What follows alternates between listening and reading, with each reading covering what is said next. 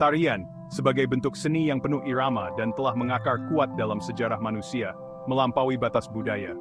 Akan tetapi, dalam keberagaman keyakinan manusia, Islam memiliki pandangan yang kompleks dan sering diperdebatkan tentang tarian.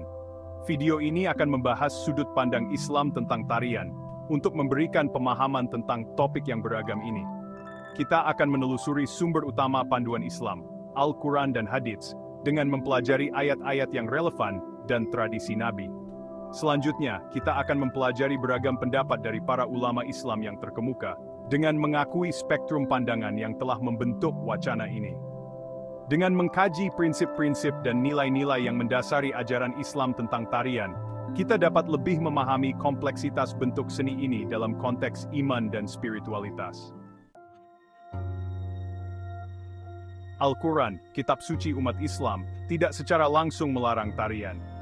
Namun, Al-Quran memberikan panduan tentang hal-hal terkait, seperti musik dan hiburan, yang telah digunakan oleh para ulama untuk menyimpulkan hukum tentang tarian. Beberapa ulama merujuk pada ayat-ayat yang membahas tentang larangan berbicara sia-sia dan hiburan yang tidak bermanfaat. Contohnya, Quran Surah Luqman ayat 6 menyatakan, "Dan di antara manusia ada yang mempergunakan perkataan yang tidak berguna untuk menyesatkan manusia dari jalan Allah tanpa pengetahuan, dan menjadikan jalan Allah itu olok-olokan." Mereka yang memiliki pandangan yang lebih ketat tentang tarian menafsirkan ayat-ayat tersebut sebagai larangan terhadap kegiatan yang melalaikan manusia dari mengingat Allah dan mengejar pertumbuhan spiritual. Di sisi lain, ada ayat-ayat dalam Al-Quran yang merayakan keindahan ciptaan dan kegembiraan ekspresi manusia. Oleh karena itu, ayat-ayat Al-Quran, meskipun tidak secara langsung membahas tarian, memberikan prinsip-prinsip dan pedoman yang telah ditafsirkan dengan berbagai cara oleh para ulama. Hadits, kumpulan perkataan dan tindakan Nabi Muhammad SAW, memberikan pandangan lebih lanjut tentang perspektif Islam tentang tarian. Beberapa hadits menyebutkan contoh di mana Nabi menyetujui atau bahkan ikut serta dalam bentuk-bentuk gerakan perayaan tertentu, seperti saat perayaan Idul Fitri atau pernikahan. Misalnya, Aisyah radhiyallahu anha, istri Nabi, meriwayatkan, Rasulullah Shallallahu Alaihi Wasallam datang ke rumahku sementara dua gadis bernyanyi di sampingku, menyanyikan lagu-lagu buat, suku yang terkenal dengan penyanyinya. Nabi berbaring dan memalingkan wajahnya ke sisi lain. Abu Bakar datang dan memarahiku, dengan mengatakan, alat musik setan di hadapan Rasulullah. Nabi berkata, biarkan mereka. Ketika Abu Bakar lengah, aku memberi isyarat kepada gadis-gadis itu, dan mereka pun pergi. Hadits ini menunjukkan bahwa meskipun Nabi tidak selalu menganjurkan musik dan hiburan, beliau juga tidak secara langsung melarangnya dalam semua konteks. Hadits, seperti halnya Al-Quran, menawarkan perspektif yang penuh nuansa tentang tarian dan hiburan, dengan menekankan pentingnya konteks, niat, dan kesederhanaan. Para ulama Islam, sepanjang sejarah dan di berbagai aliran pemikiran, memiliki pendapat yang beragam tentang boleh atau tidaknya menari. Pendapat-pendapat ini berkisar dari larangan keras hingga penerimaan bersyarat, yang mencerminkan kompleksitas masalah ini, dan beragamnya penafsiran terhadap teks dan prinsip-prinsip Islam. Beberapa ulama, terutama dari aliran pemikiran yang lebih konservatif, berpendapat bahwa tarian pada dasarnya haram dalam Islam.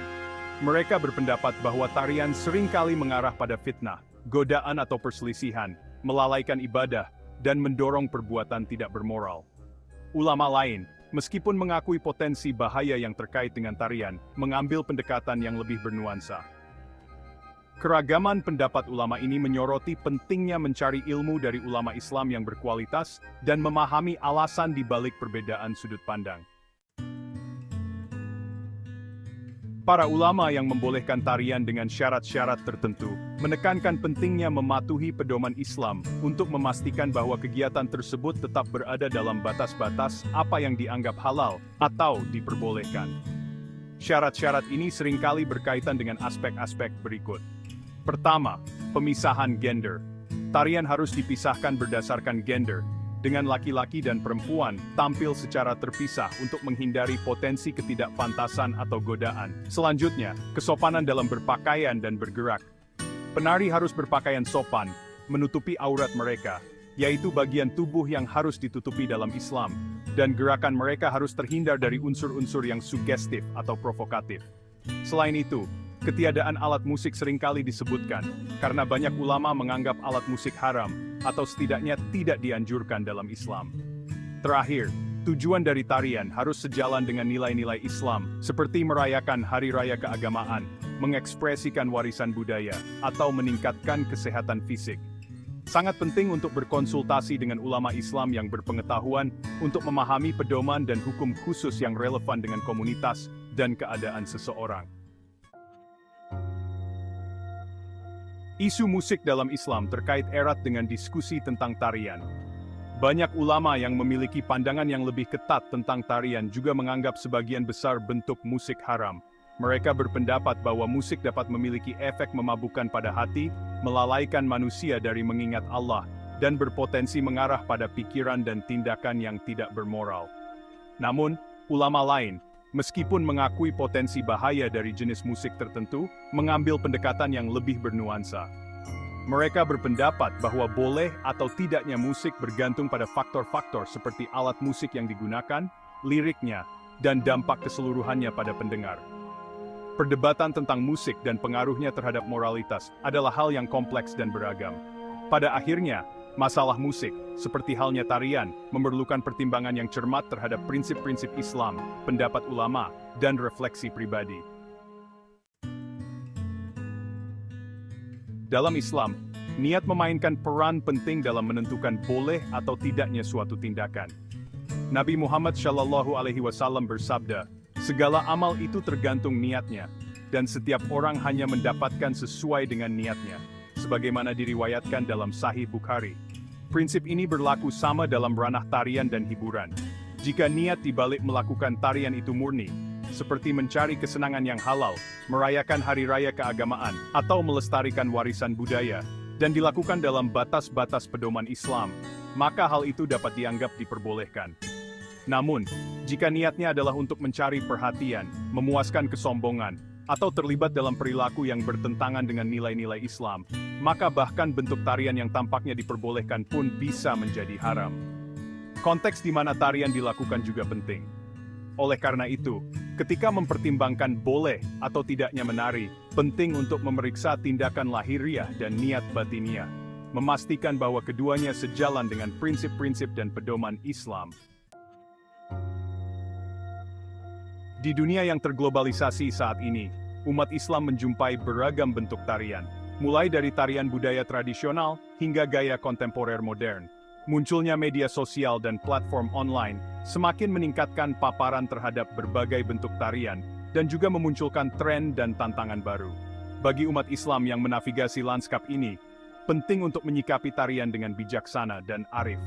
Penting untuk membedakan antara ekspresi budaya yang mungkin berakar dari tradisi pra-Islam dan ekspresi yang secara inheren Islami. Ketika menjumpai bentuk atau tren tarian baru, umat Islam dianjurkan untuk mencari bimbingan dari ulama Islam yang berpengetahuan, yang dapat memberikan fatwa yang sesuai dengan konteks, dan membantu menavigasi kompleksitas masalah ini. Dengan menyikapi tarian dengan ilmu, kebijaksanaan, dan keinginan yang tulus untuk menyenangkan Allah, umat Islam dapat menavigasi tantangan dunia modern sambil menjunjung tinggi iman dan nilai-nilai mereka. Isu tarian dalam Islam adalah isu yang kompleks dan memerlukan pertimbangan yang cermat terhadap teks-teks Islam, pendapat ulama, dan refleksi pribadi. Meskipun tidak ada jawaban pasti yang berlaku untuk semua situasi, ajaran Islam memberikan prinsip-prinsip dan pedoman yang dapat membantu individu membuat keputusan yang tepat. Penting untuk diingat bahwa tujuan akhir hidup seorang Muslim adalah untuk mencari ridha Allah dan mencapai pertumbuhan spiritual. Semua tindakan, termasuk yang berkaitan dengan waktu luang dan hiburan, harus selaras dengan tujuan utama ini. Umat Islam dianjurkan untuk mencari ilmu dari ulama Islam yang berkualitas, melakukan refleksi yang mendalam, dan berusaha untuk menyeimbangkan semua aspek kehidupan. Dengan memprioritaskan ibadah, melakukan amal saleh, dan mencari bentuk hiburan yang halal, umat Islam dapat menjalani kehidupan yang memuaskan dan diridhoi Allah.